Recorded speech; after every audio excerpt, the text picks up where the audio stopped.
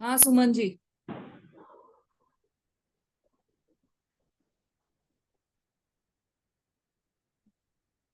कौन कौन सी भावना हो गई है हमारी?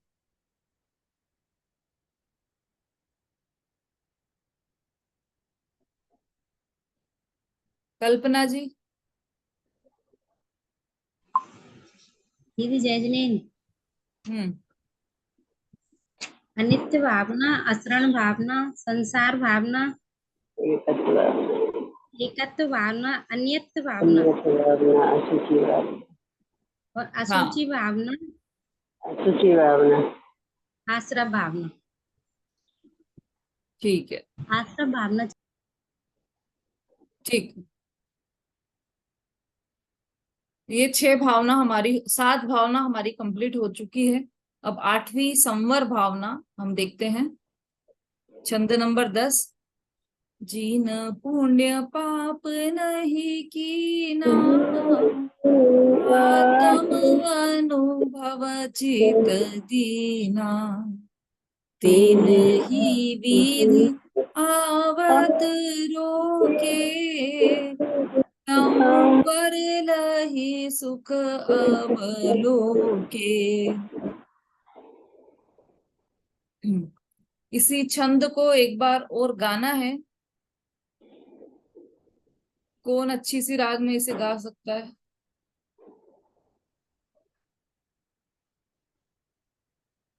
सुलोचना आंटी। जा रही है जय अभी? जन जय जनन दीदी। अभी हाँ जा आवाज आ रही? हाँ आ रही है। तेने पुण्य हेलो वही जा। तेने पुण्य पाप नहीं कीना, क्या की कह रही आत्म है? अभी बना करो। अनुभव चेत दीना, अरे तीने ऊपर ही वेद आवत रोके, बना लो। सांबर लय सुख आवे लोके। हम्म। बहुत अच्छा। बिल्कुल सही उच्चारण किया है आपने। संवर भावना। देखो, तत्व देखे थे हमने पहले तो। ये जो अब भावना जो हमारी चल रही है, वो सब तत्व परक भावना चल रही है। और सात तत्व के नाम तो सभी को याद होंगे। किसको याद नहीं है वो हैंड रेस कीजिए। जीव अजीव आश्रय बन संबंध या मोक्ष। हाँ सुमन जी बोलिए। जीव अजीव आश्रय बंध संबर निजरा मोक्ष। हाँ बिल्कुल ठीक है।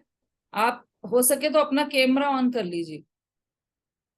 ये सात तत्व हैं: जीव, अजीव, आश्रव, बंध, संवर, निर्जरा और मोक्ष। इन सात तत्वों में से आश्रव तत्व, जो आश्रव और बंध, ये दो तत्व हमेशा दुखदाई हैं, हमें दुख को देने वाले हैं, बंध कराने वाले हैं।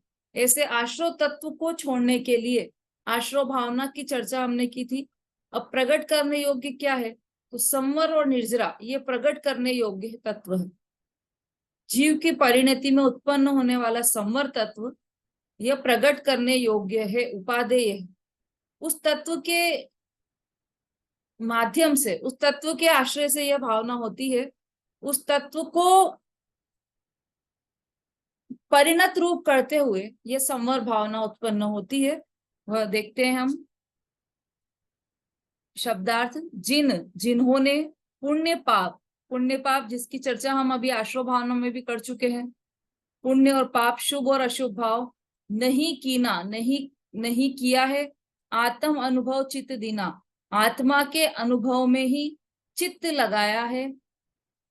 तीन ही विधि आवत रोके, उन्होंने ही विधि, विधि अर्थात कर्म, ये बहुत बार शब्द आ चुका है छहडाला में। विधि अर्थात कर्म। तीन ही विधि आवत रोके, उन्होंने ही कर्म को आने से रोका है। और संवर लही सुख अवलोके, मतलब कर्म को आने से रोका तो संवर प्रकट हुआ, और वह संवर करके वह उन्होंने सुख प्राप्त किया है। अन्वयार्थ, अन्वयार्थ पढ़िए संगीता जी।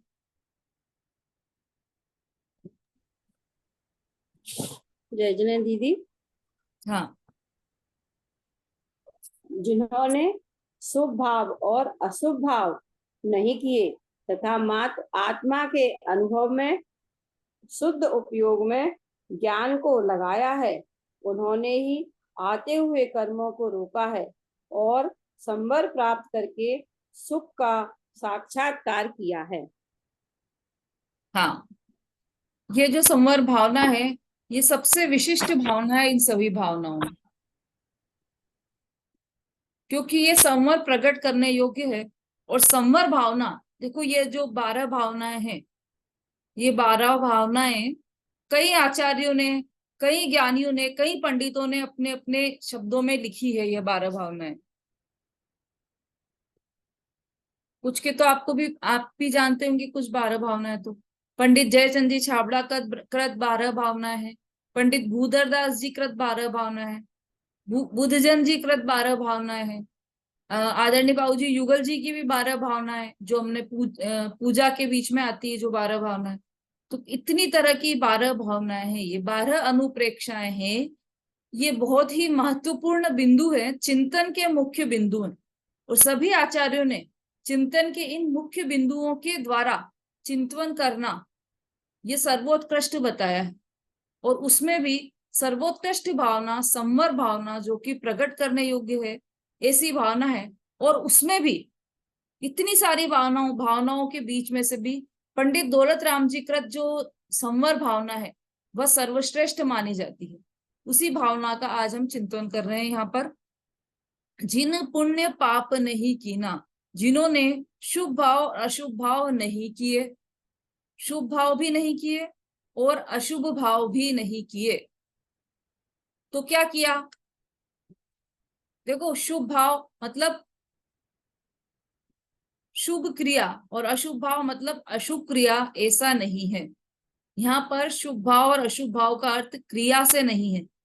क्रिया तो पुद्गल है, पुद्गल की पर्याय है, और वह तो जीव कर ही नहीं सकता। तो इसलिए वह जो शुभ अशुभ क्रिया है, वह सब पर वस्तु है।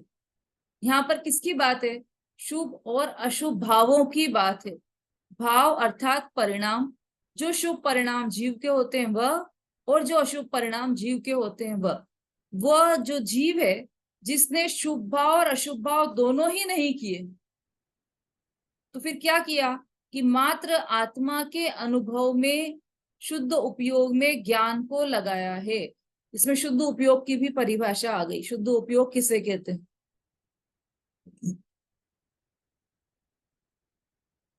दो प्रकार के उपयोग होते हैं, शुद्ध उपयोग और अशुद्ध उपयोग, है ना। पिछली इसमें भी आई थी ये बात।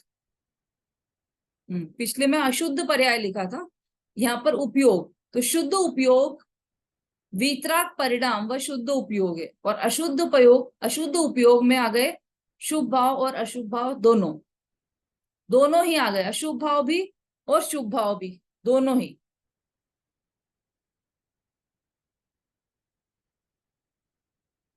तो जिसने स्व आत्मा को, निज भगवान आत्मा को शुभ भाव और अशुभ भाव इन दोनों से भिन्न जाना, माना और अनुभव किया, ऐसे जीव ने शुभ और अशुभ भाव करना छोड़ दिया और अपनी आत्मा के अनुभव में ही ज्ञान को लगाया। चित्त को लगाया मतलब ज्ञान को लगाया, सिर्फ अपने आत्मा के अनुभव में ही ज्ञान को लगाया।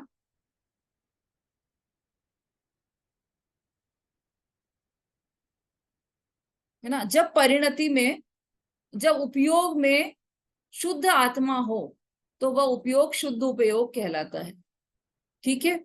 और उन्होंने ही आते हुए कर्मों को रोका है। विधि अर्थात कर्म, इसमें चित्र में भी दिया है कि ये सम्यक दर्शन प्राप्त करके संवर भावना प्रकट हुई, और उसके द्वारा देखो दोनों हाथों में ढाल दिए, ढाल जिससे शस्त्र से आने वाले शस्त्र के प्रहार से जिससे अपनी रक्षा की जाती है, वह कहलाती है ढाल।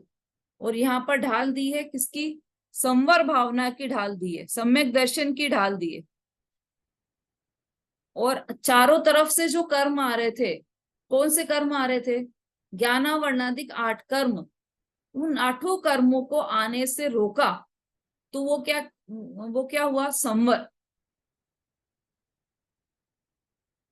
ये संवर शब्द ऐसा है कि जो पूरा जो जिनागम लिखा गया है, 11 अंग 12 अंग जो लिखे गए हैं, श्रुत है ना, द्वादशांग में जो श्रुत लिखा गया है, वह सब इस संवर भावना को उत्पन्न करने के लिए लिखा गया है। पूरा जिनागम संवर भावना को उत्पन्न करने के लिए लिखा गया है। संवर भावना अर्थात क्या? शुद्ध उपयोग। शुद्ध उपयोग अर्थात क्या? कि त्रिकाली ध्रुव भगवान आत्मा जो है, उस और अपनी परिणति को उस ओर करना, अर्थात स्वसन्मुख दृष्टि करना, वह शुद्ध उपयोग है। अर्थात पर सन्मुखता से दृष्टि को हटाना, पर की ओर से दृष्टि को हटाना, शुभ भाव की ओर से दृष्टि को हटाना, अशुभ भाव की ओर से दृष्टि हटाना। कहाँ ले जाना दृष्टि को? सिर्फ अपनी ओर दृष्टि को ले जाना, यह शुद्ध उपयोग है।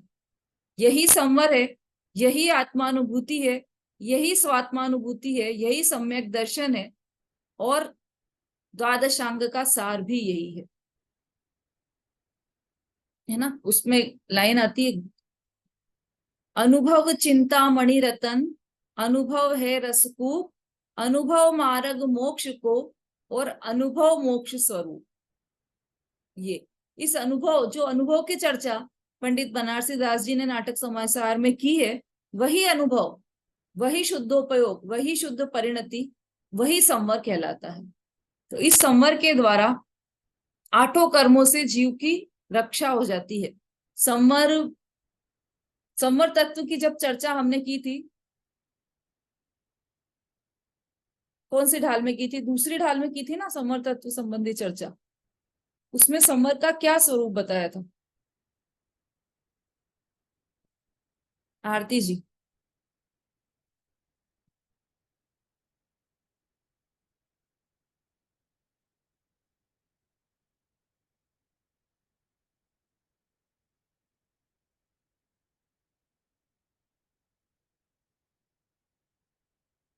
अनम्यूट कीजिए। हाँ, सॉरी दीदी, सुन नहीं पाई मैं। प्रश्न थोड़ा सा दोबारा से पूछेंगे आप? चलिए, समता भाभी। जय जिनेन्द्र दीदी, समदम से जो कर्म ना आवे सो संबर आदर जी। हाँ, वो तो उसमें आया तीसरी ढाल में, जब संवर तत्व की चर्चा की थी। दूसरी ढाल में क्या आया था संवर तत्व का स्वरूप?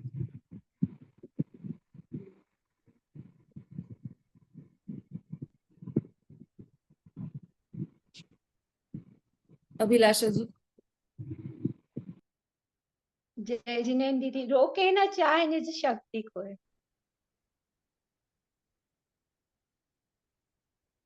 वो तो निर्जरा तत्व की भूल है। रागादि प्रगट्य दुख देन तिन्ही को सेवत गिनत चैन, शुभ अशुभ बंद के फल मजार रति अरति करे निज पद विसार। हाँ, आत्म हित। हाँ, बस बस उतना ही है। आत्म, ये तो निर्जरा तत्व संबंधी भूल आ जाएगी। ठीक है, और क्या स्वरूप बताया था संगीता जी? दीदी वो यही बता रही थी, शुभ अशुभ बंद के फल मजा रति अरति करें निष्पद विसार। ये तो ठीक आत्मा है, के सच। हाँ, ये ठीक है, लेकिन संवर तत्व को हमने क्या समझा था दूसरी ढाल में? उदाहरण सहित बताना है। अंजू जी।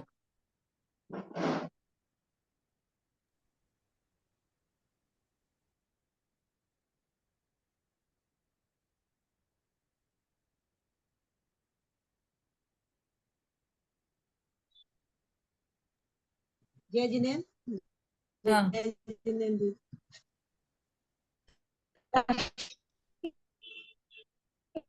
बोलिए। मानता है कष्ट संबर को, इसमें वो भूल है। जय जिनेन्द्र दीदी। हाँ, आवाज क्लियर नहीं आ रही है आपकी। चलिए, कोई बात नहीं।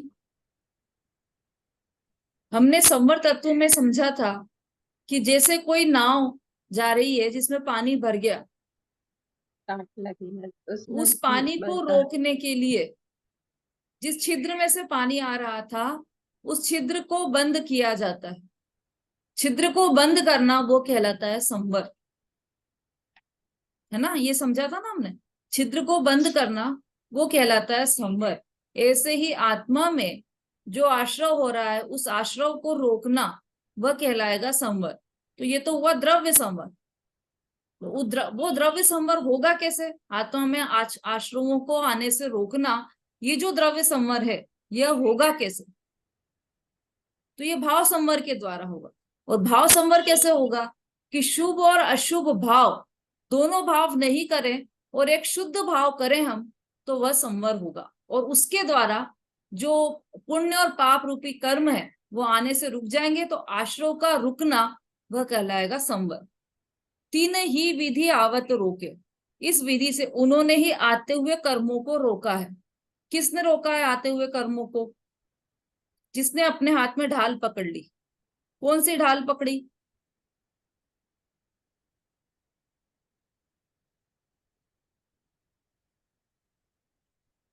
संबर रूपी ढाल, संबर रूपी ढाल पकड़ ली। हाँ सरिता जी संबर बोलिए। रूपी संबर अभिलाषा जो बोल रूपी ढाल जिसने पकड़ ली उसने आते हुए कर्मों को रोक लिया है। हाँ, संवर रूपी ढाल जिसने पकड़ ली है उसने आते हुए कर्मों को रोका है। कौन से कर्म आ रहे थे? जो द्रव्य कर्म आ रहे थे उनको भी रोका और भाव कर्मों को भी रोका। और संवर प्राप्त करके सुख का साक्षात्कार किया। सुख का साक्षात्कार किया। साक्षात्कार मतलब इंटरव्यू लेते ना, उसको साक्षात्कार बोलते हैं। तो इंटरव्यू लेने में आमने सामने होते हैं, बिल्कुल कैंडिडेट बिल्कुल सामने बैठा होता है, उसका इंटरव्यू लिया जाता है। तो एकदम सामने इसका साक्षात्कार लिया जाता है। तो यहाँ पर किसका साक्षात्कार किया? कि संवर का अवलोकन किया, संवर प्राप्त किया, तो साक्षात सुख का साक्षात्कार हो गया। सुख बिल्कुल सामने ही दिख गया उसके, मतलब सुख प्रकट हो गया। संवर का आश्रय लेते से ही सुख प्रकट हो गया, उसमें काल भेद भी नहीं होगा। इधर संवर का आश्रय लिया और उधर सुख प्रकट हो गया। ठीक है, भावार्थ भावार्थ पढ़िए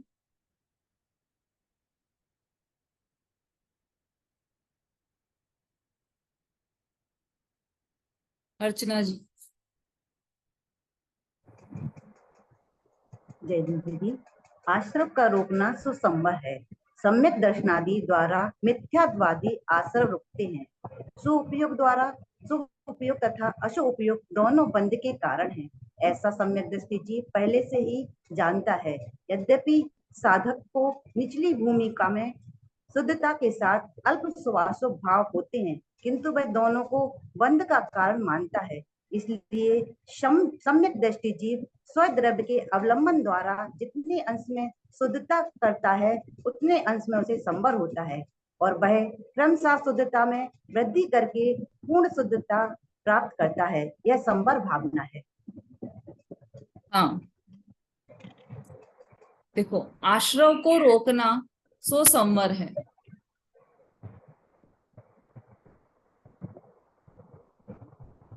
हाँ आरती जी।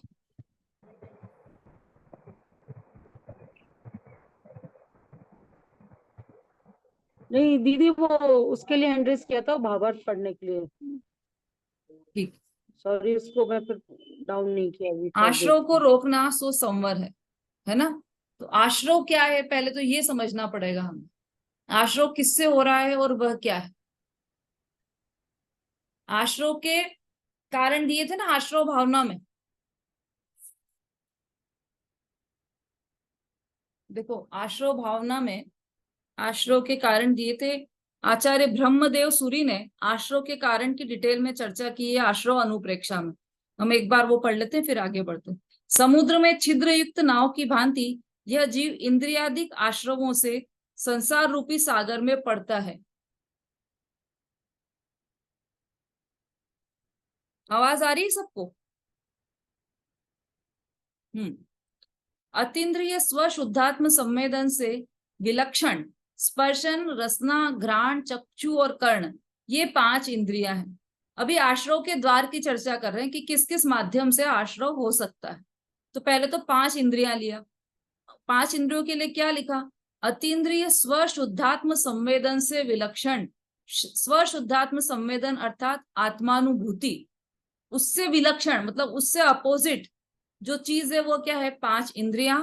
और प्रशम परम उपशम मूर्ति परमात्म स्वभाव को क्षोभ उत्पन्न करने वाले क्रोध, मान, माया, लोभ, आत्मा में क्षोभ उत्पन्न करने वाले 4 ये कषाय। तो 5 इंद्रियां हो गई, 4 कषाय, काउंट करते जाना आप लोग, फिर मैं इकट्ठा पूछूंगी आपसे। 5 इंद्रियां, 4 कषाय। फिर रागाधिक विकल्पों की निवृत्ति रूप शुद्धात्मानुभूति से प्रतिकूल हिंसा, असत्य, चोरी, अब्रह्मचर्य और परिग्रह में प्रवृत्ति रूप 5 अव्रत। फिर निष्क्रिय निर्विकार आत्म तत्व से विपरीत ऐसी मन वचन काया के व्यापार रूप परमागम में कथित सम्यक्त्व क्रिया, मिथ्यात्व क्रिया आदि 25 क्रियाएं। फिर इंद्रिय, कषाय, अव्रत और क्रिया रूप आश्रवों का स्वरूप जानना, है ना। ये सब आश्रव के कारण है। कौन कौन से? इंद्रिया, कषाय, 5 पाप या कहें कि अव्रत, और क्रिया, मिथ्यात्वादी क्रिया, ये सब आश्रवों का कारण है। जिस प्रकार समुद्र में अनेक रत्नों रूपी माल से भरा हुआ छिद्र युक्त जहाज उसमें जल प्रवेश करने पर डूब जाता है। किसी जहाज में खूब सारे रत्न भरे हों, जिससे पुराने जमाने में पैसा कमाने के लिए विदेश जाते थे, तो तब जहाज ही साधन रहता था, जहाज पर जाते थे। अब विदेश से पैसा कमा कर आए तो उसमें जहाज में पूरे रत्न भरे हुए हैं, पूरा रत्नों से जहाज लबालब भरा हुआ रहता था। हमने जो वर्तमान युग की जो कथाएं हैं, पुराण पुरुषों की जो कथाएं हैं, उसमें सभी ने पढ़ा होगा। श्रीपाल और मैना सुंदरी की कथा है, उसमें श्रीपाल भी जाते हैं बाहर धन कमाने। ऐसे और भी बहुत सारे जीवों की चर्चा ऐसी आती है पुराण पुरुषों की, जो बाहर विदेश में पैसा कमाने के लिए जाते हैं। तो जब आते हैं वापस तो जहाज पूरा रत्नों से भरा रहता है। ऐसा रत्नों से भरा हुआ जहाज हो पर उसमें छिद्र हो गया हो, तो उसमें जल प्रवेश करने पर वह डूब जाता है। उसमें जल चला गया, पानी चला गया, तो वो डूब जाता है। समुद्र के किनारे नगर में नहीं पहुंच सकता। जैसे टाइटैनिक, अभी जिसका टाइटैनिक का कचरा देखने के लिए जो 5 अरबपतियों की मृत्यु हुई ना पनडुब्बी में, वो सिर्फ उसका कचरा देखने के लिए। तो वो टाइटैनिक कैसे डूबा था? कि उसमें छिद्र हो गया, वो किसी से टकरा गया जहाज, तो उसमें छिद्र हो गया। तो छिद्र होने से क्या हुआ? उसमें पानी भर गया, तो पानी से वह डूब जाता है और समुद्र किनारे नगर में नहीं पहुंच सकता। उसी प्रकार सम्यक दर्शन, ज्ञान, चारित्र स्वरूप अमूल्य रत्नों रूपी माल से भरा हुआ जीव रूपी जहाज पूर्वोक्त आश्रव रूपी द्वारों में कर्म रूपी जल प्रवेश करने पर संसार रूपी समुद्र में डूब जाता है। माल क्या भरा हुआ है इसमें? सम्यक दर्शन, सम्यक ज्ञान, सम्यक चारित्र, ऐसे अनेक रत्न भरे हुए हैं जीव में। प्रकट नहीं हुए लेकिन है अंदर, वो प्रकट नहीं होने दिया क्योंकि उसमें तो पहले ही जल प्रवेश कर गया, आश्रव रूपी कर्म रूपी जल प्रवेश कर गया। तो क्या हुआ? उसे संसार रूपी समुद्र में जीव डूब गया। केवल ज्ञान, अव्याभास, सुख आदि अनंत गुण रूप रत्नों से पूर्ण ऐसे मुक्ति रूपी समुद्र किनारे नगर में नहीं पहुंच सकता। मुक्ति में नहीं पहुंच पा रहा है जीव। किस कारण से? क्योंकि उसका जो जहाज है, जीव का जहाज, वो समुद्र में डूब गया, उसमें छिद्र हो गया और छिद्र में से पानी आ गया, आश्रव हो गया, इसलिए वो मुक्ति में नहीं पहुंच पा रहा है। इस प्रकार आश्रवगत दोषों का चिंतन करना, उसे आश्रव अनुप्रेक्षा जानना। ये आश्रव अनुप्रेक्षा ब्रह्मदेव सूरि ने लिखी थी। क्या कारण बताए थे आश्रव के?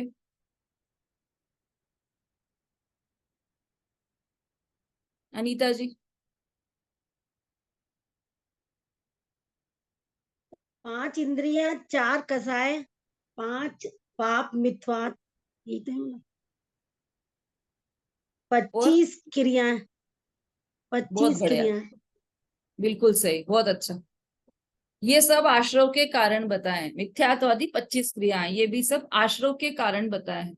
तो इन कारणों को रोकने से संवर प्रकट होगा। मतलब अव्रत रूपी परिणाम होंगे तो संवर प्रकट नहीं होगा, तो व्रत रूपी परिणाम होंगे। मिथ्यात्वादी छोड़ना पड़ेगा, सम्यक तो प्रकट करना पड़ेगा, तो आश्रव रुकेगा, संवर प्रकट होगा। और 5 इंद्रियों के विषय में प्रवृत्ति ये रोकेंगे तो संवर प्रकट होगा। और 4 कषाय, क्रोध, मान, माया, लोभ, इन कषायों से आत्मा को भिन्न जानने से कषाय उत्पन्न नहीं होगी। ये तो समझ में आ गया कि ये कषाय उत्पन्न नहीं होगी तो संवर हो जाएगा। 5 पाप नहीं होंगे तो संवर हो जाएगा, मिथ्यात्व नहीं होगा तो संवर हो जाएगा। और 5 और कौन सा बच गया? 4 कषाय, 5 पाप, मिथ्यात्व आदि क्रियाएं, और एक और कौन सा बच गया?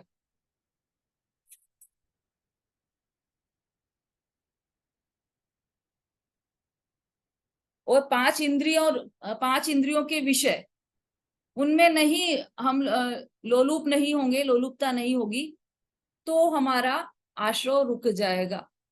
पर प्रश्न तो यह है कि ऐसा करें कैसे हम कि 4 कषाय उत्पन्न ही ना हो। वीना जी, क्रोध, मान, माया, लोभ ये कषाय उत्पन्न ही नहीं हो, ऐसा हो कैसे? 5 पाप करें ही नहीं हम, ऐसा हो कैसे? तो उसका एक तरीका इस संवर भावना में बताया है कि जल नाव में प्रवेश ही नहीं करे। इसका क्या तरीका है कि उसमें डॉट लगा दी जाए, उस छिद्र को बंद कर दिया जाए। तो छिद्र को कैसे बंद करना है? वहां पर तो नाव में तो हमने कर दिया, किसी सामान से छिद्र बंद कर दिया, आत्मा के छिद्र को कैसे बंद करें? तो यहाँ पर ये तरीका बताया कि ये जो 4 कषायें हैं, ये जो 5 पाप है, उन 4 कषायों से भिन्न अपने आत्म स्वरूप को जानना, यह संवर प्राप्त करने का तरीका है। ऐसा मानना, से क्रोध हुआ आत्मा में, हमें क्रोध हुआ तो उसी समय, जिस समय क्रोध हुआ है उसी समय ऐसी दृष्टि करना कि यह जो क्रोध हो रहा है ये परिणति में उत्पन्न हो रहा है, ये एक समय का विकार है, यह क्षणिक है, और ये क्रोध मेरा स्वरूप नहीं है, ये क्रोध मेरे स्वरूप से डिफरेंट है, अपोजिट है। उसी समय ऐसी दृष्टि उत्पन्न होने से क्या होगा कि जो दृष्टि मल पर, बाहर कचरे पर जा रही थी, वह दृष्टि उस कचरे से हटकर अपने अनंत गुण युक्त आत्म स्वभाव पर चली जाएगी और संवर प्रकट हो जाएगा। यही संवर प्राप्त करने का एक तरीका है।